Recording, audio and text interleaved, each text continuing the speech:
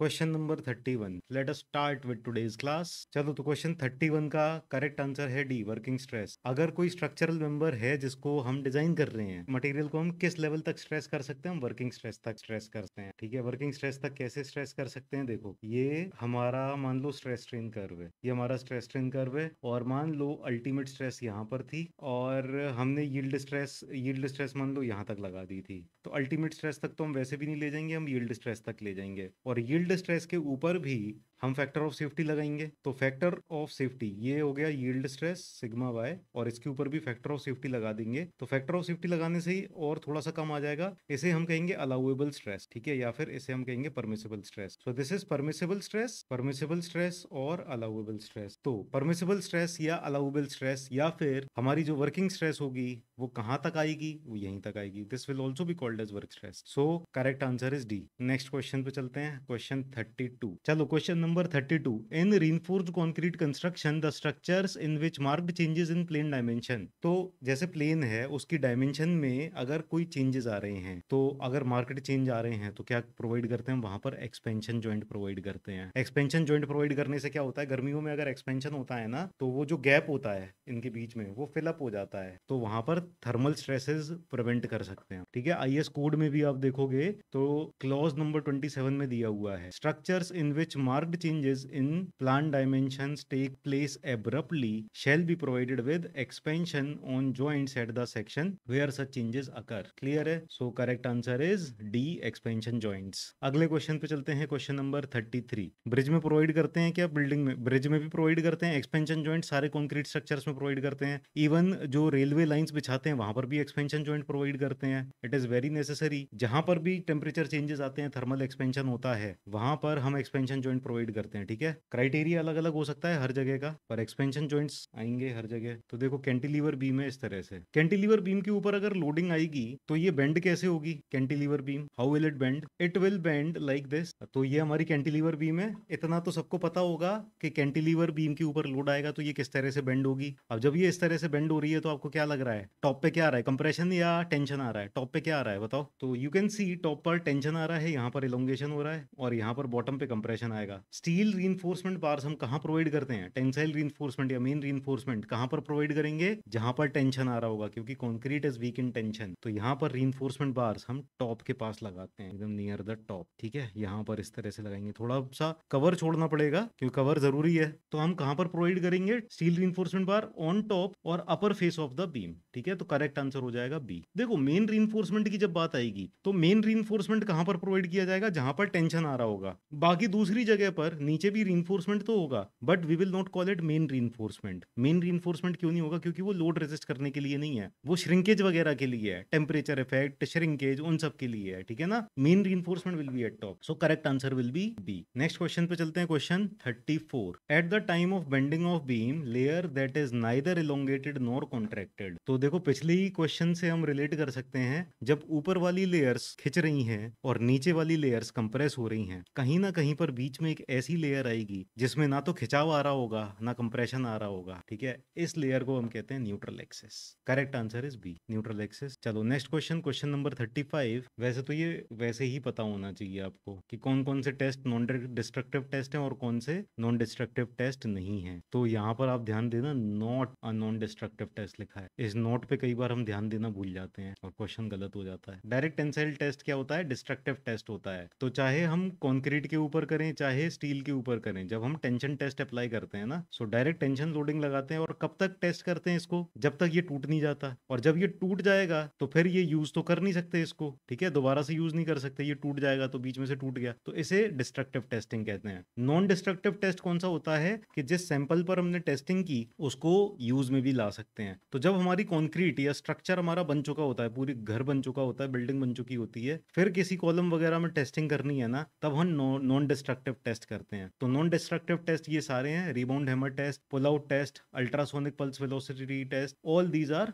Non destructive test. ठीक, यहाँ पर आप कोड में क्लॉज नंबर 17.8 पे भी देख सकते हो, non destructive test the methods adopted include ultrasonic pulse velocity test, rebound hammer test, probe penetration test, pull out test and maturity test. So most important ये दोनों है, अल्ट्रासोनिक पल्स वेलोसिटी टेस्ट और rebound hammer test, ये सबसे ज्यादा important है, इन्हीं को ही पढ़ना है। देखो अलग से कोड भी इन्हीं के ऊपर बने हैं, IS 1331 और IS 13311। चलो नेक्स्ट क्वेश्चन पे चलते हैं। Size of aggregate accepted as suitable for RCC construction work. तो वैसे जनरली हर तरह के कंस्ट्रक्शन वर्क के लिए हम 20 mm के एग्रीगेट्स यूज कर सकते हैं, पर जहां पर रिस्ट्रिक्शंस हो, छोटे छोटे सेक्शंस हो, वहां पर हमें 10 mm का यूज करना है, 10 mm के aggregates, nominal size of aggregates. ठीक है, पर इन ऑप्शंस में 10 to 20 है नहीं, तो मोस्ट सूटेबल क्या हो जाएगा, मोस्ट सूटेबल हमारे लिए हो जाएगा फिर ऑप्शन ए, है ना। वैसे ज्यादा सही क्या है, 10 mm से 20 mm। क्लियर, आप यहां पर देख सकते हो IS कोड में clause 5.3.3 for most work 20 mm aggregate है सूटेबल। जब कोई रिस्ट्रिक्शन नहीं है तब 40 mm भी यूज कर सकते हैं, उससे ज्यादा भी, लेकिन जहां पर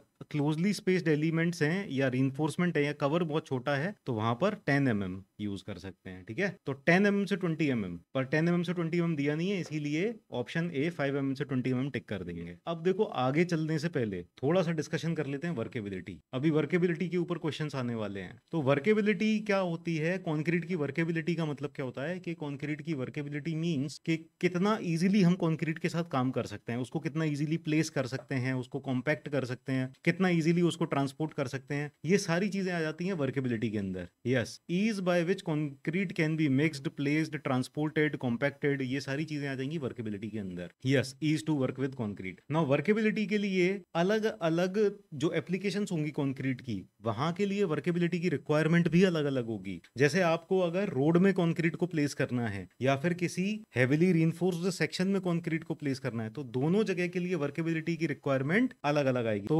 वर्केबिलिटी की रिक्वायरमेंट के हिसाब से IS कोड में ये टेबल दी हुई है, प्लेसिंग कंडीशंस क्या हैं और डिग्री ऑफ वर्केबिलिटी रिक्वायर्ड क्या है, डिग्री ऑफ वर्केबिलिटी का क्लासिफिकेशन क्या होगा वहां पर, और कितना स्लंप रिक्वायर्ड है। ठीक, तो सबसे पहले ब्लाइंडिंग कॉन्क्रीट, शैलो फाउंडेशन और pavement using pavers. Blinding concrete का मतलब क्या होता है, ब्लाइंडिंग कॉन्क्रीट वो होती है जैसे आपने फुटिंग वगैरह बना रहे हो, तो जैसे आप बेसमेंट में फुटिंग बना रहे हो तो यहाँ पर फुटिंग कंस्ट्रक्ट करने के लिए आप क्या करोगे, जैसे ये कॉलम है और यहाँ पर आपको कॉन्क्रीट की फुटिंग बनानी है, तो मिट्टी वगैरह जो होती है ना यहाँ पर, ये मिट्टी आपकी कॉन्क्रीट के साथ मिक्स ना हो जाए, तो इसके लिए आप क्या करते हो, यहाँ पर कॉन्क्रीट का बहुत ही हार्ड टाइप का ना मिक्स पहले लगा देते हो, गिट्टियां जिसमें थोड़ी बहुत सीमेंट होती है, ताकि जब आप एक्चुअल कॉन्क्रीट जब इसके ऊपर प्लेस करो ना, एक्चुअल कॉन्क्रीट का स्ट्रक्चर बनाओ, तो यहाँ की जो मिट्टी है वो इसके साथ मिक्स ना हो जाए। ब्लाइंडिंग कॉन्क्रीट समझ में आ गया। ठीक है, सेलो सेक्शंस, बहुत ही हल्के से सेक्शंस होते हैं, मतलब शैलो, जहां पर बहुत ज्यादा वर्केबिलिटी की रिक्वायरमेंट नहीं होगी। देखो ज्यादा वर्केबिलिटी की रिक्वायरमेंट कहां पर होगी, जहां पर कोनों कोनों में कॉन्क्रीट को जाना पड़ेगा। अगर सेक्शन बहुत गहरा नहीं है, डीप सेक्शन नहीं है, तो आप आराम से उतले सेक्शन पर प्लेस कर सकते हो ना, तो सेलो सेक्शंस हो गए। या फिर पेवमेंट, जहां पर पेवर ब्लॉक बिछाए जाते हैं, पेवर ब्लॉक आप जानते हो, जो सीमेंट के बने बनाए ब्लॉक से आते हैं ना, इंटरलॉकिंग ब्लॉक्स जिनकी रोड वगैरह बनाई जाती हैं, तो पेवर ब्लॉक जब बनाए जा रहे हैं तो वहां पर आपको वर्केबिलिटी कितनी रिक्वायरमेंट है, बहुत ज्यादा रिक्वायरमेंट है या कम, तो वहां पर वर्केबिलिटी की रिक्वायरमेंट है वेरी लो। और जो स्लंप टेस्ट होता है उससे इतनी लो वर्केबिलिटी हम टेस्ट ही नहीं कर पाते, तो इतनी लो वर्केबिलिटी टेस्ट नहीं कर पाते, इसीलिए स्लंप के ऊपर क्वेश्चन नहीं आएगा। यहाँ पर टेस्टिंग होती है कॉम्पैक्टिंग फैक्टर से, तो कॉम्पैक्टिंग फैक्टर होता है 0.8 से 0.9।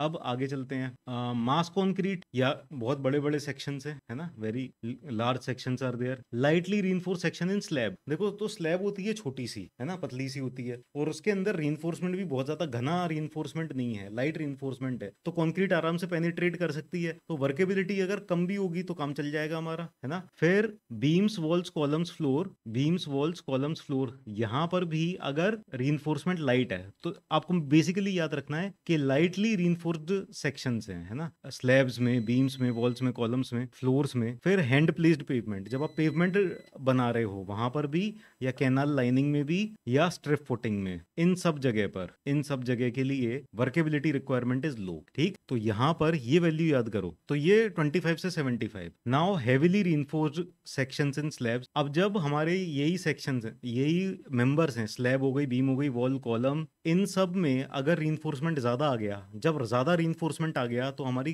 रिक्वायरमेंट वर्केबिलिटी की बढ़ जाएगी। तो इनके लिए medium workable, slip form work के लिए या पम्प्ड कंक्रीट के लिए, ठीक है, तो पम्प्ड कंक्रीट के लिए भी मीडियम वर्केबिलिटी रिक्वायर्ड है। ओके, और इसके लिए ये वैल्यू भी आपको याद करनी है 50 to 100, इसके लिए 25 to 75 ये वैल्यू भी याद करनी है, 50 to 100 या 75 to 100। चलिए, ट्रेंच फिल या पाइलिंग के लिए या ट्रेमी कंक्रीट के लिए यहाँ पर हाई से वेरी हाई वर्केबिलिटी और 100 से 150, क्या ये स्लम। तो मेन आपको क्या याद रखने हैं, यहाँ पर आपको मेन ये याद रख, ठीक, और ये याद रखने हैं, और ये याद, ठीक है, ये वाली वैल्यूज और ये वाली वैल्यूज आप छोड़ सकते हो। ठीक, वर्केबिलिटी याद हो गई क्या, ये टेबल याद कर लेनी है। ठीक है, आगे चलते हैं। अब वर्केबिलिटी को मेजर कैसे करते हैं। वर्केबिलिटी को मेजर करने के लिए हमारे पास होता है slump test, compacting factor test, VB test और flow test. These 3 are important, ये लेकिन बिल्डिंग मटेरियल में पढ़ेंगे। ओके, चलो आगे चलते हैं। ये वाला क्वेश्चन आप सॉल्व करो, बताओ इसका आंसर क्या होगा। तो workability is the correct answer. अगले क्वेश्चन पे चलते हैं। Option A, consistency. कंसिस्टेंसी का मतलब क्या होता है, मिक्स की कंसिस्टेंसी। जैसे कोई मिक्स हमने प्रिपेयर किया, तो जैसे सॉइल में भी आप देखते हो कंसिस्टेंसी, अगर सॉइल बहुत ज्यादा स्टिफ है, हार्ड है, तो उसकी कंसिस्टेंसी को हार्ड बोलते हैं। सॉइल बहुत ज्यादा सॉफ्ट है तो कंसिस्टेंसी इज सॉफ्ट, यानी वो कितना टाइट है, कितना हार्ड है। वर्केबिलिटी भी कंसिस्टेंसी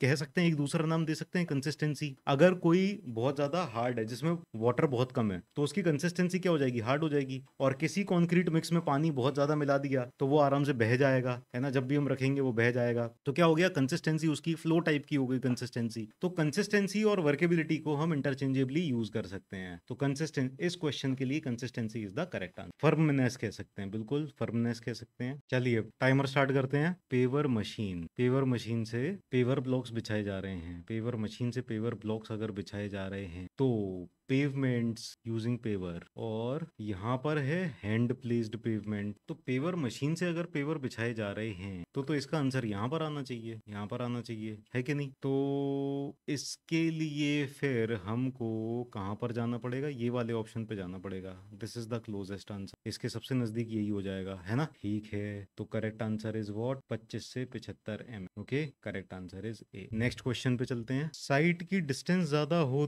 तो, साइट की डिस्टेंस ज्यादा हो तो उससे क्या फर्क पड़ेगा, गाइडेंस चाहिए, बोलो। देखो वर्केबिलिटी पे तो कोई फर्क नहीं पड़ेगा ना डिस्टेंस का, नहीं। जैसे आपको रोड बनानी है यहाँ से यहाँ तक, है ना, 5 किलोमीटर की रोड बनानी है, या फिर मान लो 500 किलोमीटर की रोड बनानी है, तो डिस्टेंस से क्या फर्क पड़ता है वर्केबिलिटी का। वर्केबिलिटी का और डिस्टेंस का कोई लेना देना ही नहीं है ना। Recommended slump for pumped con, चलो पम्प्ड कॉन्क्रीट के लिए क्या था 25 से 75 था शायद, है पम्प्ड कॉन्क्रीट के लिए। पम्प्ड कॉन्क्रीट के लिए अच्छा 50 से 100 या 75 से 100, 75 से 100 ज्यादा सही रहेगा ना। पम्प्ड कॉन्क्रीट के लिए 75 से 100 ज्यादा सही है, ठीक है। तो 75 से 100, यहाँ पर यूनिटी चेंज कर दी, तो 75 से 100 इंचेस में कर दिया, 75 mm 100 mm, ठीक है। अब ये बताओ एक इंच में कितने mm होते हैं, एक इंच में 25.4 mm होते हैं, है ना। एक inch, 1 inch is equal to 25.4 mm, ठीक है। अब अगर एक इंच में इतने mm होते हैं तो इसका मतलब क्या हो गया कि 25 से डिवाइड कर देते हैं ब्रॉडली ना, 25 से डिवाइड कर देंगे तो ये आ जाएगा 3 इंच और ये आ जाएगा 4 इंच, ठीक है। तो ये हो जाएगा 3 to 4 inch. Correct answer will be C. Pumped concrete जैसे आप बड़ी बड़ी बिल्डिंग्स में बनाते हैं ना, बड़ी बड़ी बिल्डिंग जैसे ये, तो क्या होता है, ये 50 माले की बिल्डिंग है ना, तो यहाँ पर कॉन्क्रीट बनाई जा रही है, गिट्टी रेत वगैरह इस सब को लेके ना मशीन से बनाई जा रही है। फिर यहाँ तक ना पहुंचाने के लिए हम क्या करते हैं, पंप्स का इस्तेमाल करते हैं। तो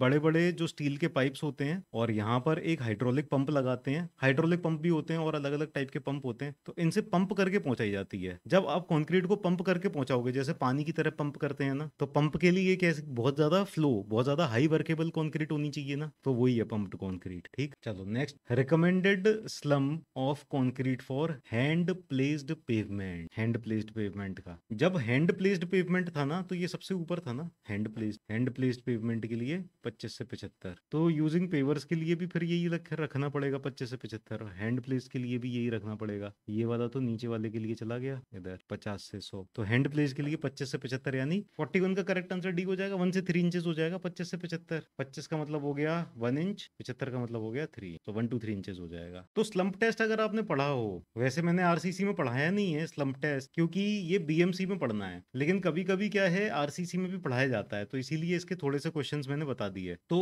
हर एक लेयर, 3 लेयर बनाते हैं हम, और हर एक लेयर को 25 टाइम्स टैंपिंग की जाती जाती है रोड से। हर एक लेयर को 25 बार टैंपिंग करते हैं, तो इससे क्या होता है, पूरी की पूरी ये कॉम्पैक्ट हो जाती है। फिर अगली लेयर को भी टैंपिंग करते हैं 25 बार, फिर अगली लेयर को भी 25 बार, ठीक है। अच्छा, स्लम्प टेस्ट तो खैर इस तरह का होता है, ये इस तरह का मोल्ड होता है। तो पहले कॉन्क्रीट बढ़ा 1/3 ऊंचाई तक, 25 बार टैंपिंग की, फिर 2/3 ऊंचाई तक, फिर 25 बार टैंपिंग की, और फिर फुल हाइट तक भर दिया, और फिर टैंपिंग की, ठीक है। Correct answer is B. चलो अगले क्वेश्चन पे चलते हैं। Next 43, workability concrete required for heavily reinforced section. Heavily reinforced section कहां पर है, ये रहा। Heavily reinforced section in slab, beams, walls, columns, ठीक है। इन सब के लिए कितनी वर्केबिलिटी रिक्वायर्ड है, medium. So correct answer is D, medium. चलो next, long term elastic modulus. देखो दो तरह के इलास्टिक मॉडुलस होते हैं ना, शॉर्ट टर्म और लॉन्ग टर्म। अब ये भी कोड में दिया हुआ है, लेकिन मैं इसका वो नहीं लाया, स्क्रीनशॉट नहीं लाया हूँ कोड का। तो वैसे तो जो शॉर्ट टर्म होता है कितना होता है, 5000 अंडर रूट एफ सी के, this is short term elastic modulus. और लॉन्ग टर्म इलास्टिक मॉडुलस में हमारा इफेक्ट ऑफ क्रीप भी इंक्लूड हो जाता है। इफेक्ट ऑफ क्रीप इंक्लूड होने के साथ क्या हो जाता है, 5000 अंडर रूट एफ सी के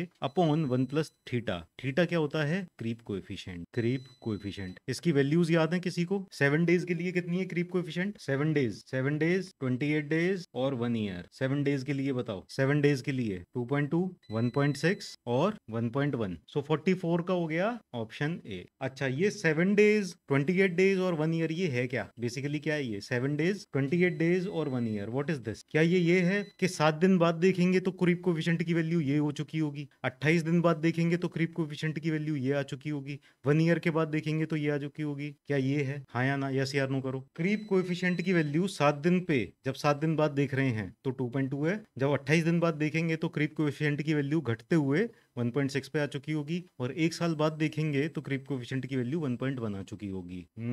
इसका मतलब ये नहीं है। Creep coefficient 7 days 2.2, 28 days 1.6, 1 year 1.1, इसका मतलब ये नहीं है। इसका सही मतलब क्या है? सही मतलब ये है, यहाँ पर लिखा हुआ है age of concrete at the time of loading. At the time of loading यानी आपने कॉन्क्रीट को, अब आप सुनो ठीक है, कॉन्क्रीट को आपने बना दिया, लेकिन इसके ऊपर लोडिंग अभी नहीं लाए हो। कंक्रीट बनाने के 7 दिन के अंदर ही आपने इसको लोड कर दिया, तब क्रीप कोएफिशिएंट ये हो जाएगा, ठीक है। अगर कंक्रीट को बनाने के बाद, कास्ट करने के बाद आपने 28 दिन के बाद इस पे लोड लगाया है, 28 दिन के बाद से लोडिंग शुरू हुई है कंक्रीट की, 28 दिनों तक का टाइम दिया हमने कि कंक्रीट आराम से सेट हो जाए, तो यानी शुरुआत के 28 दिन इस पे कोई लोड नहीं था, there was no load till 28 days. 28 दिन होने के बाद आपने लोडिंग करी है, तो क्या हुआ, कंक्रीट थोड़ी सी ज्यादा अच्छे से सेट हो चुकी है। अब क्रीप कोएफिशिएंट जो रहेगा ना, जिंदगी भर के लिए ये हो गया 1.6, ठीक है। और अगर आपने 1 साल तक कोई लोडिंग नहीं की इसके ऊपर, 1 साल के बाद इस कंक्रीट की लोडिंग शुरू हुई है, तो क्रीप कोएफिशिएंट इतना हो जाएगा, यानी तब हमें यंग्स मॉडुलस सबसे ज्यादा मिलेगा कंक्रीट का। समझ में आया? Age of concrete at the time of loading का मतलब क्या है? तो ऐसा नहीं है कि जो 7 दिन बाद ये था और 28 दिन बाद ये वैल्यू थी और 1 साल बाद अपने आप कम नहीं होती जाएगी। कंक्रीट को अगर जल्दी लोडिंग कर देंगे तो क्रीप कोएफिशिएंट ज्यादा आएगा, और कंक्रीट को बाद में लोड करेंगे, कंक्रीट को अच्छे से सेट हो जाने देंगे, उसके बाद लोड करेंगे तो क्रीप कोएफिशिएंट कम आएगा। चलो नेक्स्ट क्वेश्चन पे चलते हैं। 15 stands for 28 days compressive strength of concrete. तो 28 कोई ऑप्शन ही नहीं है, करेक्ट आंसर डी हो जाएगा, ठीक है। Correct answer is D. Young's modulus of concrete for M25 grade concrete kilo newton per mm square. तो यंग्स मॉडुलस क्या हो जाएगा, 5000 अंडर रूट FC के। FC के कितना है, 25 है। FC के अगर 25 है तो रूट FC के हो जाएगा 5, तो ये हो जाएगा 25,000 Newton per mm square. Kilo newton per mm square में हो जाएगा 25 kilo newton per mm square, और कोई भी आंसर नहीं दिया है, इसीलिए करेक्ट आंसर हो जाएगा डी। तो M25 कंक्रीट है, यानी कैरेक्टरिस्टिक स्ट्रेंथ है 25 मेगापास्कल, और इसके लिए आपको क्या पूछा है, फ्लेक्सुरल स्ट्रेंथ। फ्लेक्सुरल स्ट्रेंथ कैसे, कोड ने वैल्यू दे रखी है 0.7 अंडर रूट FC के, तो अंडर रूट FC के तो हो जाएगा 5, फिर से तो इंटू 5 हो जाएगा, ये हो जाएगा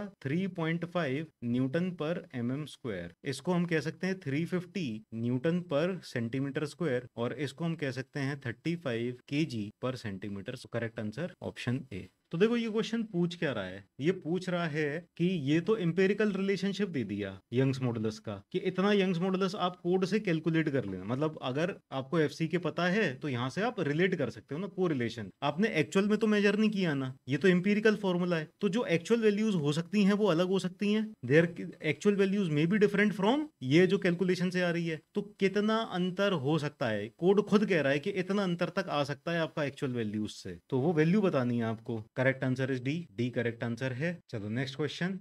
एस्टिमेटेड फ्लेक्सुरल स्ट्रेंथ ये है, अच्छा अगर कंप्रेसिव स्ट्रेंथ है 64 मेगापास्कल तो फ्लेक्सुरल स्ट्रेंथ कितनी हो जाएगी 0.7 अंडर रूट एफ सी के, तो 64 दे दिया, ये भी किसका स्क्वायर रूट हो जाएगा, ये 8 आ जाएगा इसका स्क्वायर रूट, तो 5.6 आ जाएगा answer. Correct answer will be, very good, so correct answer C आ गया। अगले क्वेश्चन पे चलते हैं। 50 minimum grade of concrete for design of reinforced concrete in moderate exposure condition. Moderate exposure condition देखो कैटेगरी क्या है, mild, moderate, severe, very severe और एक्सट्रीम। माइल्ड के लिए 20, इसके लिए 25, इसके लिए 30, इसके लिए 35 और इसके लिए 40। तो मॉडरेट के लिए क्या हो जाएगा, मॉडरेट एक्सपोजर कंडीशन के लिए हो जाएगा M25। Correct answer is B. देखो creep strains long term loading की वजह से होते हैं ना, और लॉन्ग टर्म के लिए लोड कौन सा लगा रहता है, लाइव लोड तो आते जाते रहते हैं, long term load dead load होते हैं, तो डेड लोड की वजह से होता है। Correct answer is A. According to IS 456/2000 minimum grade of concrete with maximum free water to cement ratio 0.5 and minimum cement content, तो मिनिमम सीमेंट कंटेंट और फ्री वाटर सीमेंट रेशियो 0.5 हो तो उसके corresponding minimum grade of concrete कौन सा है। Okay, moderate exposure condition है, इसके लिए M25 हो जाएगा। करेक्ट आंसर इज सी, है ना, करेक्ट आंसर सी है, मॉडरेट एक्सपोजर कंडीशन। चलो आगे चलते हैं 53 पे। Mild, moderate, severe, very severe और एक्सट्रीम। सिवियर के लिए क्या हो जाएगा, M30 हो जाएगा, तो correct answer is C, M30। इसका देखो, decrease of stress in steel at constant strain is termed as relaxation. Creep क्या होता है, increase in strain at constant stress, है कि नहीं, और रिलैक्सेशन क्या होता है, decrease in stress at constant strain. जब आप आरसीसी की बात करोगे, आरसीसी के केस में क्रीप आएगा आपका कंक्रीट में, रिलैक्सेशन स्टील में। जब भी आप आरसीसी में स्टील की बात करोगे, आरसीसी में जब भी आप स्टील की बात करोगे तो हमेशा आप रिलैक्सेशन ही मान, स्टील के अंदर रिलैक्सेशन, दोनों टाइम डिपेंडिंग फिनोमेना है, तो करेक्ट आंसर इज सी। चलिए नेक्स्ट क्वेश्चन पे चलते हैं। 55 करेक्ट आंसर इज ए। ये वाला जो बी है ना, ये नए कोड के हिसाब से रिवाइज्ड है। यहां पर पूछा क्या है, जो पुराना कोड था, तो IS 1978 जो था ना, IS 456 1978, उसमें पुराने कोड में ये वैल्यू दे रखी थी, फिर बाद में पता चला कि ये तो ओवर एस्टिमेट कर रखा है। ओवर एस्टिमेट मतलब कि जितनी एक्चुअल में होती है ना, उससे ज्यादा निकल के आती थी इससे वैल्यू, तो फिर नए कोड ने इसको रिवाइज करके कम कर दिया। ये वाली वैल्यू नए कोड के लिए है, ठीक है। क्वेश्चन 56 पे चलते हैं। Mild, moderate, severe, very severe, extreme. 20, 25, 30, 35, 40। कितना पूछा है, सिवियर के लिए पूछा है, सिवियर के लिए हो जाएगा 30। करेक्ट आंसर है सी। चलिए नेक्स्ट क्वेश्चन। ये तो आसान है, ये तो सब तुरंत मतलब एक झटके में कर देंगे। तो देखो आज की क्लास के बाद, आज की क्लास तक हमने ये एक्सपोजर कंडीशंस वगैरह अब नहीं देखेंगे।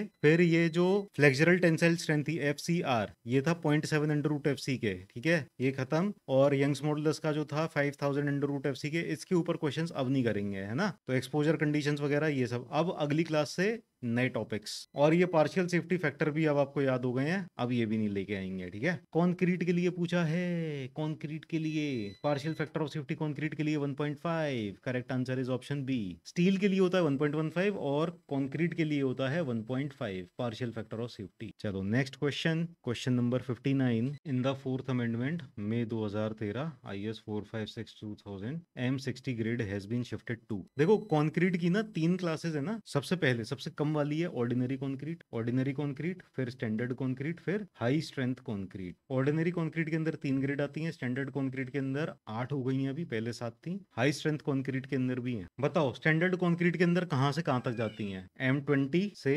M60, ये स्टैंडर्ड कंक्रीट है। ऑर्डिनरी कंक्रीट के अंदर 7.5 है, M10 है और M15 है, और हाई स्ट्रेंथ कंक्रीट के अंदर M65 से M100 तक है। ये कब हुआ है, ये अमेंडमेंट फोर्थ में हुआ है, फोर्थ अमेंडमेंट में हुआ है। इससे पहले क्या होता था, इससे पहले जो M60 था ना, M60 को हाई स्ट्रेंथ कंक्रीट में रखते थे हम, और ये होता था अमेंडमेंट 6 से पहले M20 से M55 तक। तो इसके अंदर पहले 7 ग्रेड होती थी, अब इसके अंदर ये 60 वाले को यहां से लेके यहां तक, यहां पर उठा दिया गया है, ठीक है। तो इसके अंदर हो गई हैं 8 टोटल ग्रेड्स, और ये हो गया है M65 से M100 तक। और इस अमेंडमेंट से पहले हाई स्ट्रेंथ कंक्रीट के अंदर होता था M60 से M80 तक, तो M80 की भी लिमिट बढ़ा के अब M100 तक कर दी गई है हाई स्ट्रेंथ कंक्रीट। तो M60 कहां से कहां पहुंचा है, ये high shifted to standard concrete from high strength concrete. Correct answer A हो जाए। Is it clear. Question number 60 पे चलते हैं अब। Correct answer is option B. Pre stress concrete के कोड में भी